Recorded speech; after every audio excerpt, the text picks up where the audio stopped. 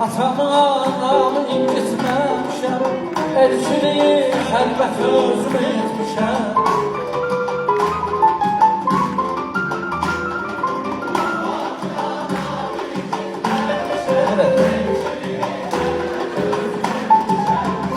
Toymada hər tədarik görmüşəm, aşıq xanışın behini vermişəm. Gözlüyə bilmirəm bir qadan alım, özüm dərdlərimi bir qadan alım. Bu ne sirli düştü bana, ay bu ne sirli düştü bana, eşk oduna düştü bana. Məhəbbətin qüdrətini,